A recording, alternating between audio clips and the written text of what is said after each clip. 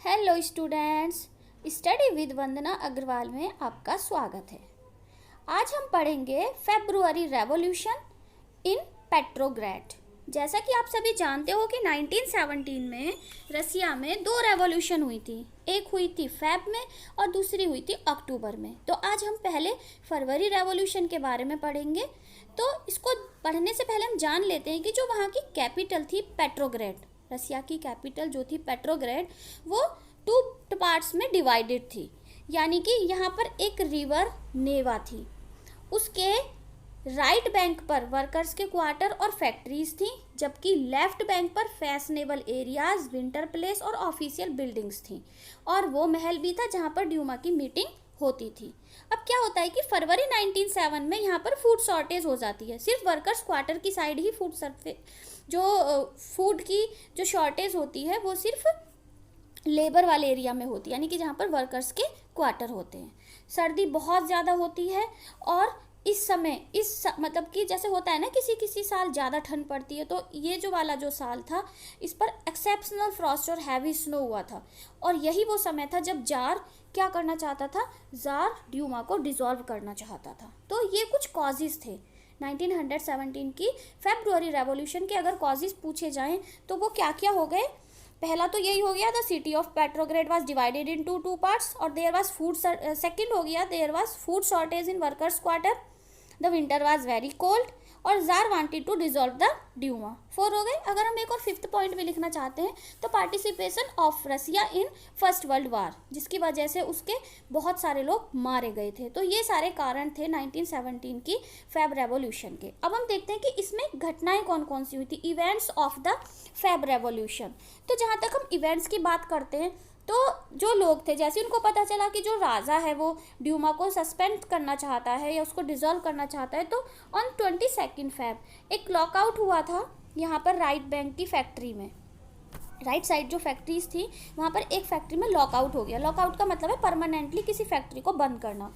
और भाई फिर क्या होता है, उसके अगले ही दिन वर्कर्स जो थे 50 फैक्ट्रीज के वर्कर्स ने एक स्ट्राइक बुलाई और इसमें बहुत सारी फैक्ट्रीज ऐसी थी जो कि वुमेन के द्वारा लीड की गई थी। तो ये 22 फेब की घटना है। उसके बाद क्या होता है, जो डिमॉन्स्ट्रेटिंग वर्कर्स हैं, डिमॉन्स्ट्रेटिंग का मतलब है यहाँ पर प्रदर्शनकारी मजदूर। जो प्रदर्शनकारी मजदूर थे, डिमॉन्स्ट्रेटिंग वर्कर्स थे, वो अब फैक्ट्री क्वार्टर से होके कैपिटल के सेंटर में आ जाते हैं और वो पहुँच जाते हैं नेव्स की प्रॉस्पेक्ट पर। अब यहाँ पर सबसे इम्पॉर्टेंट चीज़, कोई भी पॉलिटिकल पार्टी इस समय मूवमेंट को ऑर्गेनाइज नहीं कर रही थी। जो फैशनेबल क्वार्टर्स थे और ऑफिशियल बिल्डिंग्स थी वो वर्कर्स के द्वारा चारों तरफ से घेर ली गई। तो गवर्नमेंट ने वहाँ पर कर्फ्यू लगा दिया और शाम होते होते जो डिमॉन्स्ट्रेशन थे वो डिस्पर्स्ड हो गए, यानी कि वो सब इधर उधर हो गए। अब क्या होता है, 24 और 25 फेब को वो फिर से वापस आ जाते हैं। अब जो गवर्नमेंट है वो कावलरी और पुलिस को बुलाती है। कावलरी होती है घुड़सवार सेना, और पुलिस को बुलाया जाता है। संडे 25 फेब को गवर्नमेंट ने ड्यूमा को सस्पेंड कर दिया।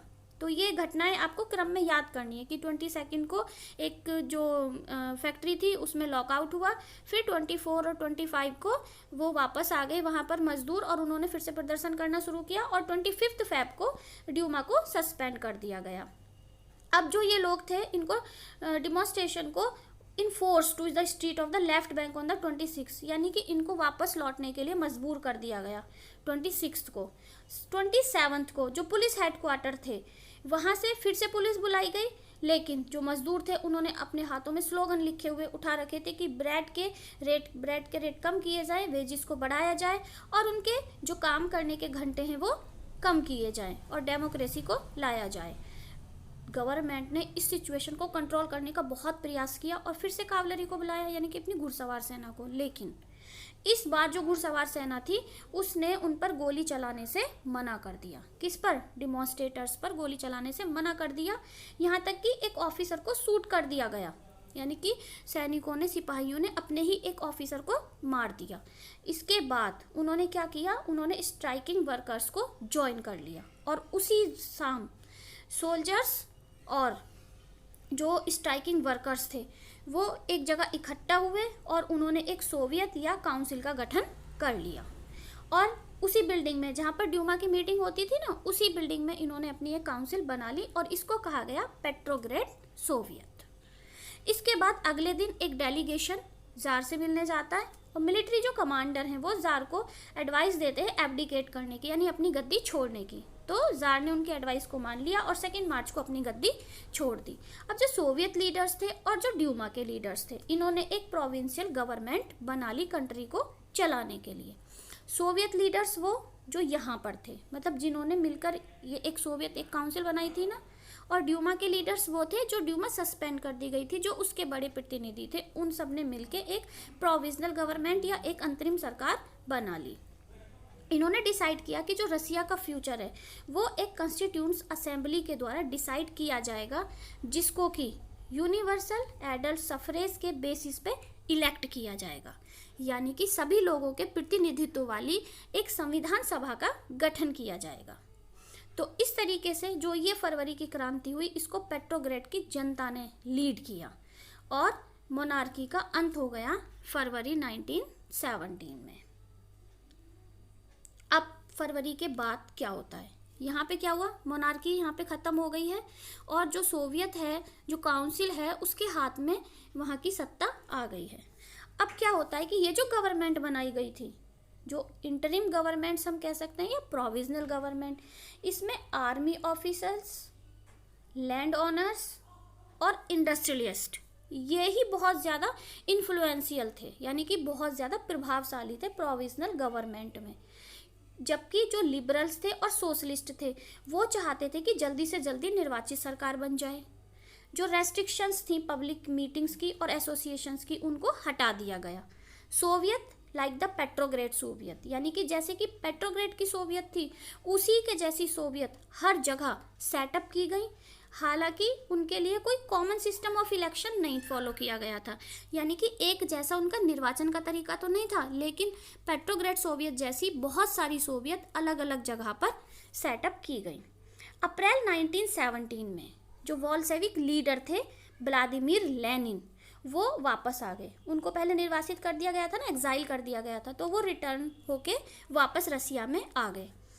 उन्होंने और जो वॉल्शेविक्स थे उन्होंने शुरू से ही, मतलब कि 1914 से ही इस चीज़ को अपोज किया था कि रसिया को फर्स्ट वर्ल्ड वार में भाग नहीं लेना चाहिए। अब उन्होंने महसूस किया कि ये टाइम था सोवियत्स को पावर को टेक ओवर करने का।